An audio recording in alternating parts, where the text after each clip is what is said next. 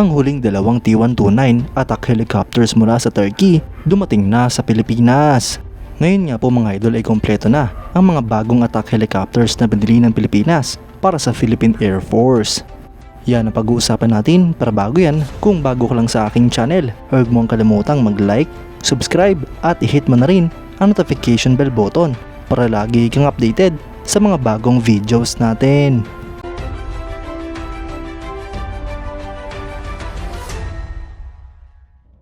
Ang huling batch nga po na binubuo ng dalawang T-129B attack helicopters para sa Philippine Air Force ay dumating na sa Clark Air Base noong November 30, 2023. Ang mga helicopters nga pong ito ay deliver ng Turkish Air Force A400M Atlas Military Strategic Transport Aircraft. Ang mga ito nga po mga idol ay sasailalim sa inspection at testing bago ito i-induct sa Philippine Air Force 15 Strike Wing. At malaki nga po ang posibilidad mga idol na bago matapos ang taong ito ay maging operational na ang mga helicopters na ito. Ang Department of National Defense ay umorder ng 6 na T-129B attack helicopters mula sa Turkish Aerospace Industries sa ilalim ng Attack Helicopter Phase 2 Acquisition Project ng Horizon 2 Phase Revised Armed Forces of the Philippines Modernization Program. 4 na units na nga po ang naunang na-deliver sa ating bansa at kasalukuyan ng nasaserbisyo ng Philippine Air Force 18 Attack Squadron ng 15 Strike Wing. Bagamat ang original na plano nga po mga idol ay bumili ng mas marami pang T-129 attack helicopter, ay na-move nga po ito dahil sa priority list ng Philippine Air Force. Nagbigay daan nga po ang proyektong ito upang makabili ang Pilipinas ng mga fixed-wing fighters at light combat aircraft na parte ng Horizon 3 phase ng Revised Armed Forces of the Philippines Modernization Program. Ang T-129 attack ay isang twin-engine tandem seat multi-role all-weather attack helicopter na nakabase sa Agusta A129 Mangusta platform. Ito nga po ay dinevelop ng Turkish Aerospace Industries kapartner ang Leonardo. Ang helicopter nga pong ito ay dinisenyo para sa armed reconnaissance at attack missions sa hot and high environments, sa rough geography at both day and night conditions. Ang attack program mga idol ay nagsimula upang meet ang requirements ng Turkish Armed Forces para sa mga armed tactical reconnaissance at attack helicopters. Ang T-129 ay ang resulta ng integration ng Turkish developed avionics, airframe modifications at weapon systems na katulad ng Agusta Westland A129 airframe. Ngunit meron nga po itong mas upgraded na engines, transmissions at rotor blades.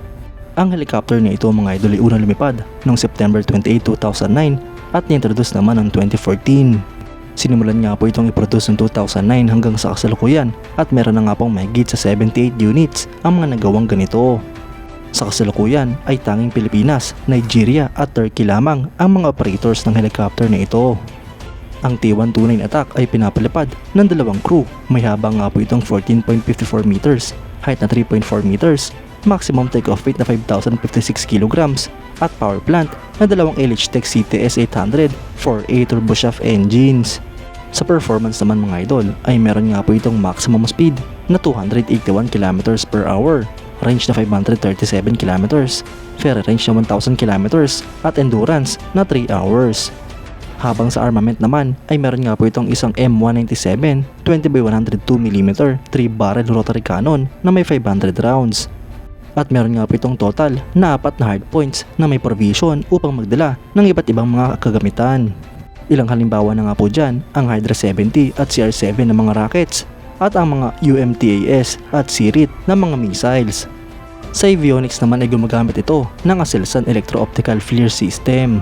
Mga idol, malaki nga po ang mayaambag ng mga attack helicopters na ito sa Philippine Air Force, lalong-lalo na sa kanilang mga misyon. Malaking tulong nga po ito dahil mas mapapabilis ang mga misyon ng Philippine Air Force at mas magiging epektibo ang mga attack helicopters na ito. Kaya't dapat pa nga pong dagdagan ang mga attack helicopters ng Pilipinas mga idol at nang sa ganon ay mas lumakas pa ang ating puwersa. Kayo mga idol, anong masasabi nyo? Comment down below for your thoughts and opinions. At yan nga lang po ang pag-uusapan natin ngayon mga idol. Maraming salamat sa panonood. Huwag din kalimutang mag-like at subscribe bilang suporta sa ating channel. Mabuhay kayo mga idol!